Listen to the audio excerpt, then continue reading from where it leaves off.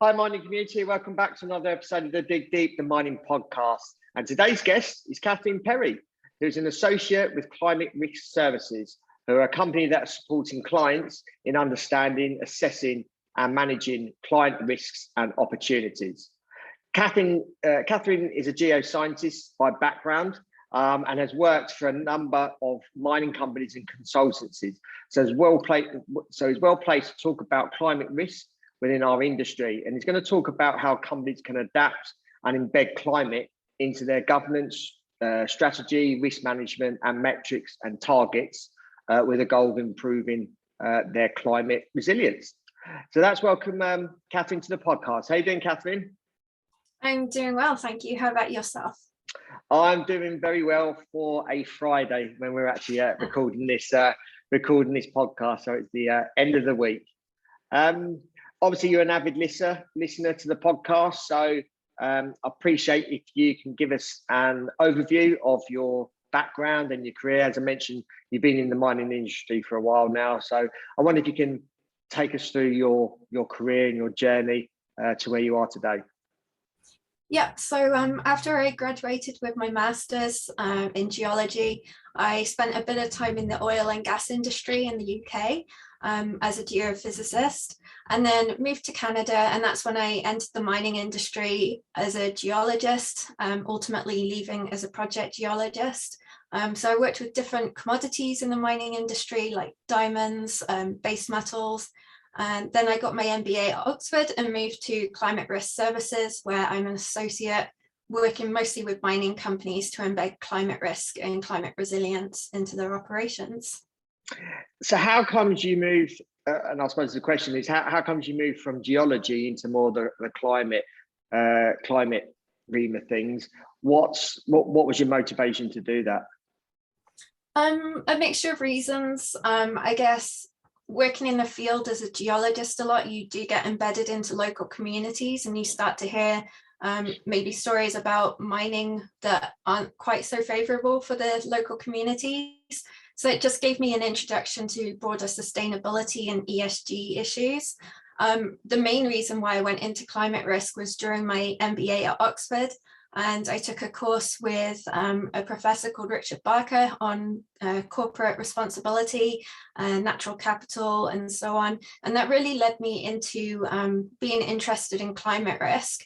And I was lucky enough to meet Stephanie, who is our COO at CRS. And that's ultimately how I ended up at the company, but also doing climate risk as my career. I wonder if you could just give us an overview of Climate Risk Services, what you guys do. Before I've got a number of questions that I want to ask, going into more depth around, I suppose, how mining companies can improve their sort of climate risk. Yeah, so at Climate Risk Services, we help clients in different sectors. So mining is one of the sectors that we help, but we also work with financial institutions, food and beverage companies, and so on.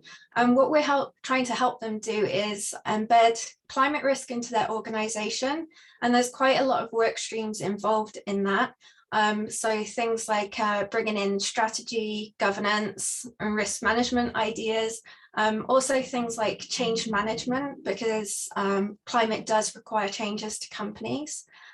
So we have an advisory side of our business. We also have a product side where we're developing various products, mostly for financial institutions right now, but it also supports our advisory work with mining companies. What is TCFD and how does that fit into ESG? So TCFD is the Task Force for Climate-Related Financial Disclosures, and that was brought about by the Financial Stability Board because investors needed material climate information about climate risks within portfolio companies. Ultimately, they're trying to protect their returns for their investors. Where TCFD and ESG kind of interact, I guess, is within the E part of ESG, so environmental. Obviously, TCFD is aligned towards climate, so it is focused quite heavily on environmental matters. But TCFD has a governance pillar, so obviously that also helps fall under the G of the ESG. Okay, yeah. So when you say sort of climate risks, what kind of risks are you talking about? And I suppose if we look at the mining industry as a whole, what kind of, I suppose, what kind of risks are there? And what shall, I suppose, obviously we have a variety of different people listening to this podcast. What are things they should be thinking about? So there's quite a few different kinds of risks, but ultimately they're banded into about 3 categories. So one category is transition risk. And these are the kinds of risks that come about from society trying to transition to a low carbon economy.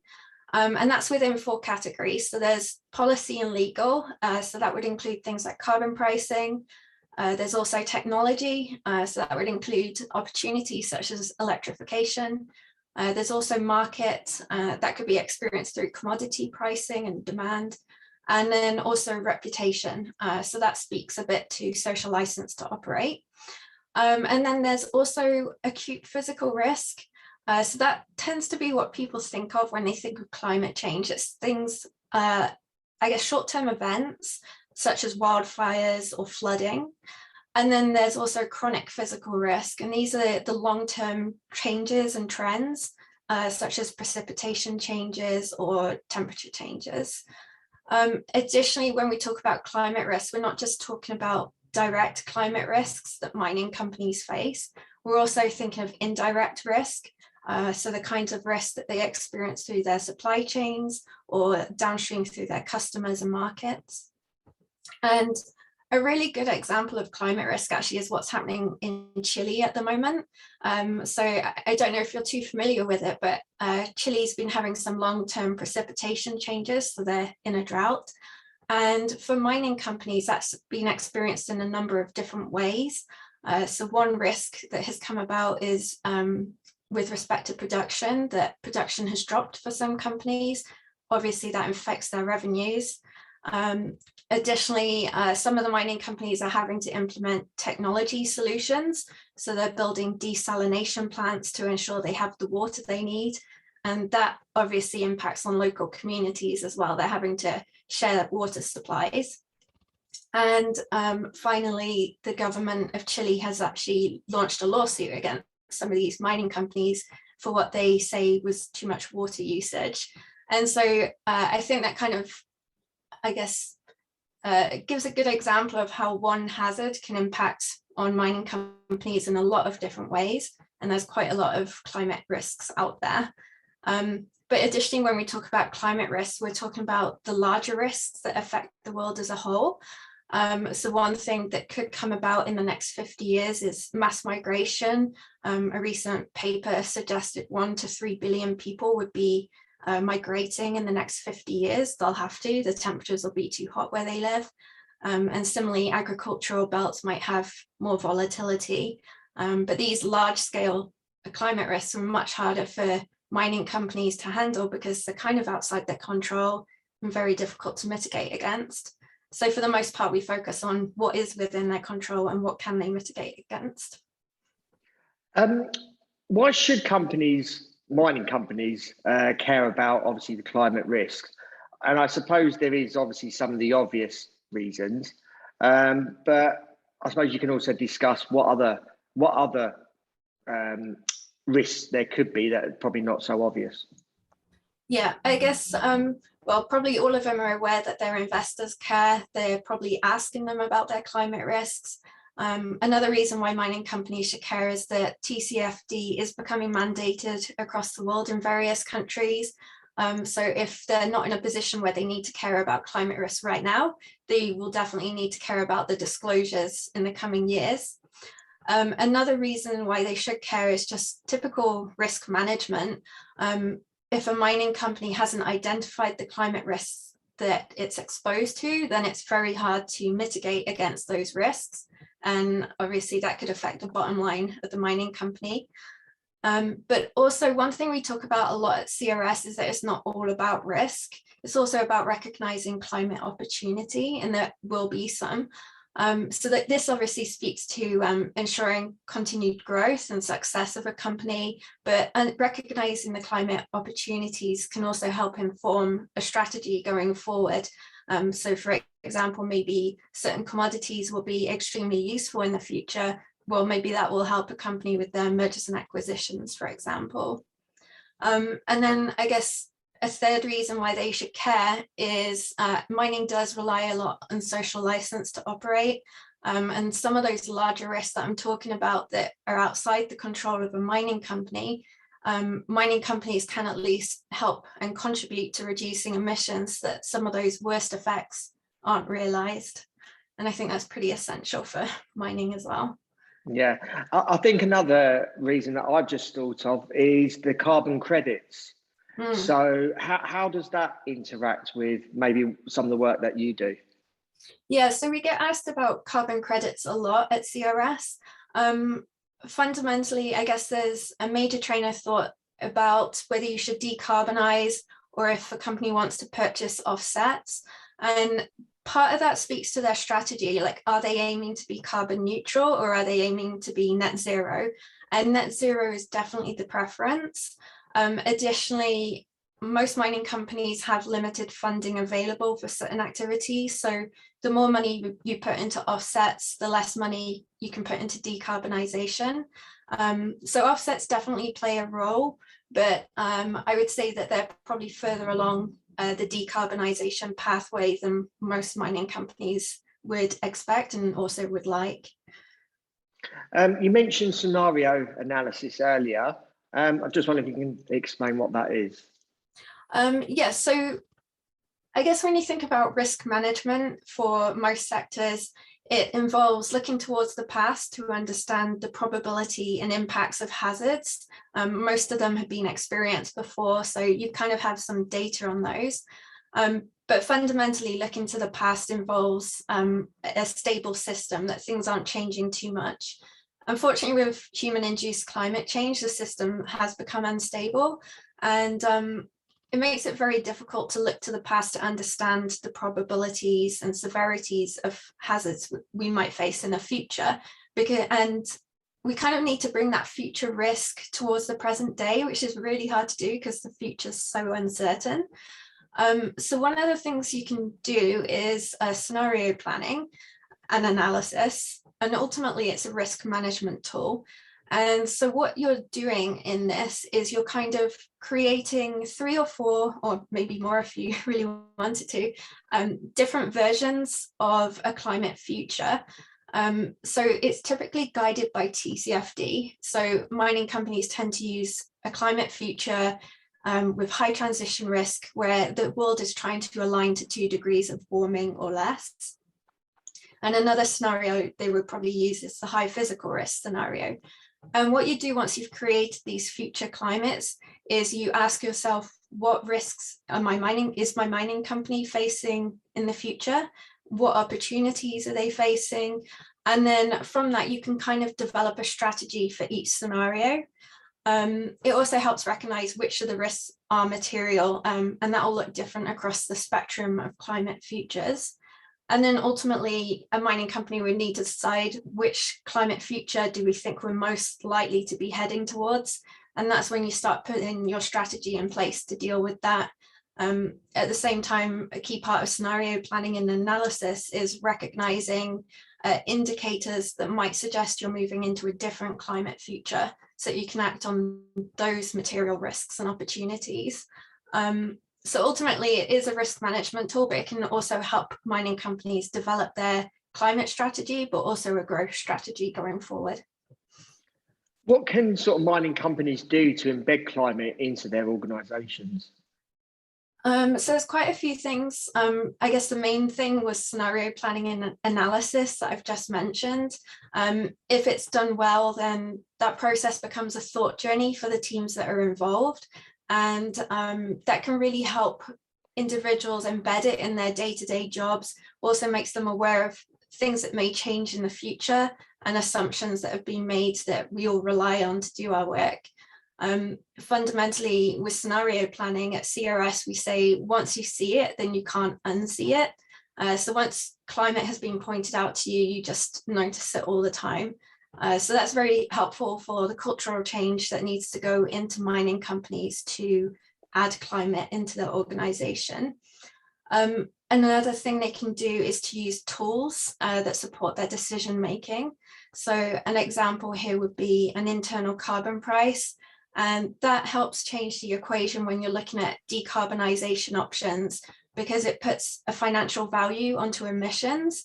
And so it becomes a cost benefit analysis then between the costs of implementing a technology versus the costs of basically decreasing those emissions.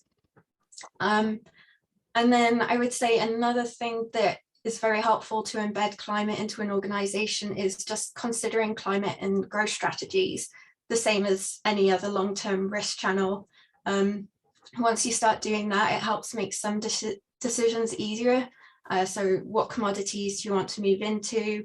Are there particular jurisdictions that are attractive?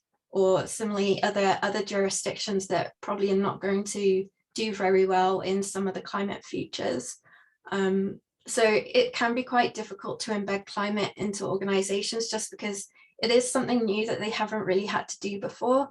And so it has all the issues that come with it from typical change management. Obviously, we've been talking about clients or organizations, and I suppose they have a responsibility to improve their climate risk. What can individuals within organizations, whether you're based out on site or based in a corporate office, what can they do individually to help and assist with the climate risks? Yeah, that's a good question. I think sometimes people at site level feel that maybe their contributions aren't as going to be as impactful as those at the corporate level, but everyone genuinely has a role. So everyone in a mining company has certain skills and experiences that could be very valuable to introducing these changes. So one of the things that mining companies can do is set up climate resilience committees.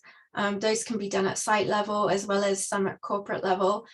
So for anyone who is working at the site level who's interested in being part of these changes, then I would say push to have a climate resilience committee set up and then push to be involved in that conversation as well. Another thing that's helpful for people across all levels of the organization is to think about what changes might they see in their day-to-day work as a result of climate, and then start thinking about how they can adapt to those changes, other things that could be doing better. So one of the things I can think of off the top of my head is with supply chains and procurement. Those do tend to be exposed to quite a lot of climate risk. So maybe there needs to be a push away from just-in-time methodologies and introduce a bit more redundancy into your systems. But it does require quite a lot of thought for some individuals, and also pushing at all levels to implement these changes. Obviously, you mentioned about setting up these committees. What other topics, disciplines, subjects could they look at and talk about? So I would say it's across all aspects of business functions and skill sets. So I guess most of the climate resilience committees have those with engineering backgrounds or general responsibility over mine sites, so like general managers or VPs of regions. But it's helpful to have people who are working in the supply chain, in finance, in strategy. I guess with climate, it does affect so many different parts of the business that it's really helpful to have those parts of the business represented within the Climate Resilience Committee.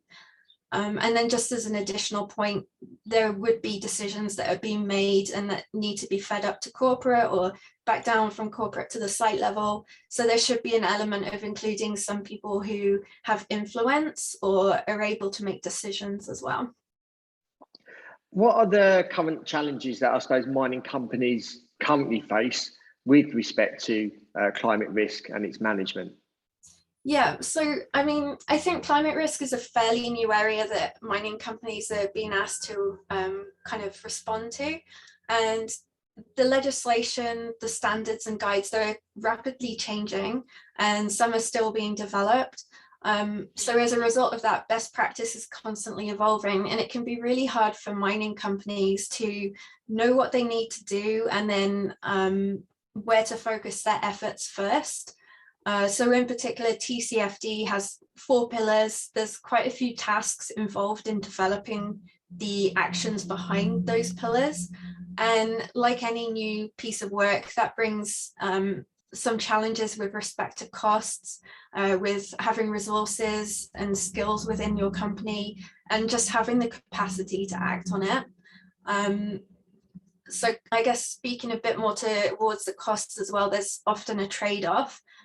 So in mining, growth brings more energy, which more energy demand, more emissions.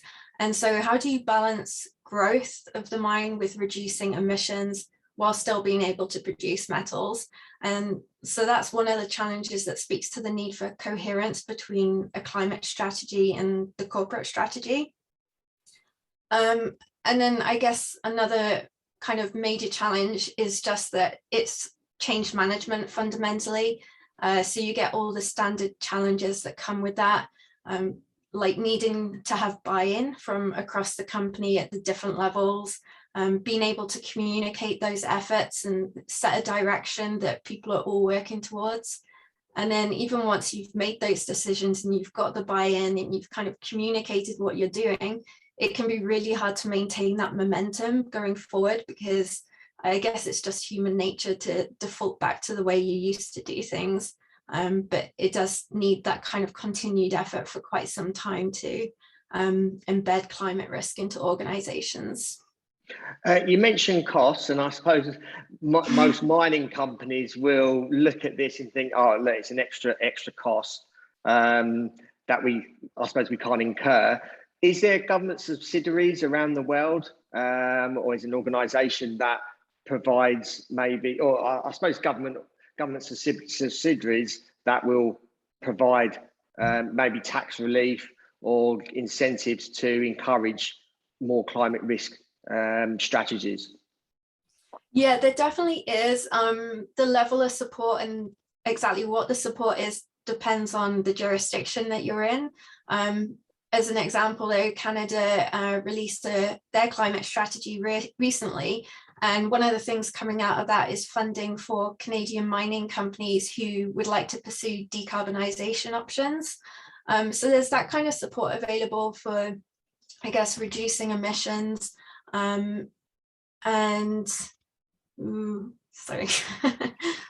That's right. But I suppose there is help. I suppose some people, if you're looking at particular strategies, I suppose there could be government funding if you actually go and inquire. And I suppose that every government around the world is all on the same page in terms of trying to reduce the climate risk. So I imagine there will be incentives for mining companies. I suppose certain things, there'd be more money available. So yeah, I'd imagine that. Yeah.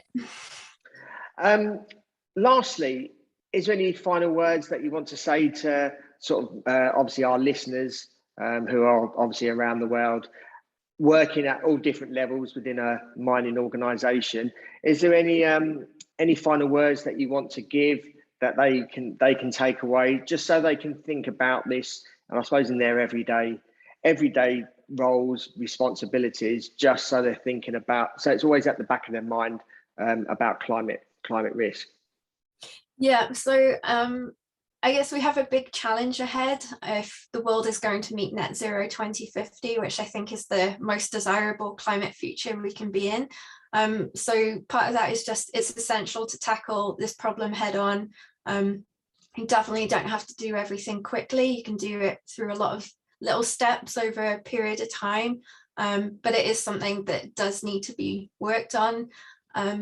I would also suggest that mining companies start to look at biodiversity and ecosystems. That's the next thing that's going to come up alongside climate. We're already starting to see movement in that area, so it would be good to get up to speed sooner rather than later on that. I guess one final thing I would say is that climate risk is a really exciting sector to work in, and Climate Risk Services is hiring. Okay, yeah, no worries. No, I don't mind any plugs if you're looking to hire. So obviously anyone that's listening that obviously is within the, I suppose, the field or wants to get into the climate risk side of mining, then obviously feel free to reach out to Catherine. Are you guys obviously across social media? How can they get in contact with you if they've got any questions? Yeah, we're all on LinkedIn. So we have a climate risk services page as well. And we also have a website, climateriskservices.com. Okay, no worries. And we can include those in the show notes accompany this anyway. So if anyone wants to get in contact, if they're looking for a job, or even if they want some more information or some advice, I'm sure Catherine will be able to, and her team be able to provide that. Really appreciate your time. I suppose, again, this podcast is around education. Climate is obviously, we hear about it all the time in the media, but maybe we don't necessarily always think about it in everything that we do. So it's good that you come on to explain a little bit about what we can do in the mining industry. And it just keeps us thinking about, or we should keep thinking about that in the back of our mind in obviously everything that we do. So really appreciate your time and obviously coming and showing us about climate risk and some things that we should be thinking about. Well, thank you for giving me the opportunity to do that. Yeah, no worries. And those that are listening, appreciate your continued support. Again, this is an important topic, so I appreciate if you can share this episode with others around the world, whether they're ex-colleagues of yours, ex-managers of yours, or people that you know in the industry. Appreciate if you can share this episode because it's important and it does affect everyone, not just within the mining industry, but people outside the mining industry. So appreciate your continued support. So until next time, happy mining.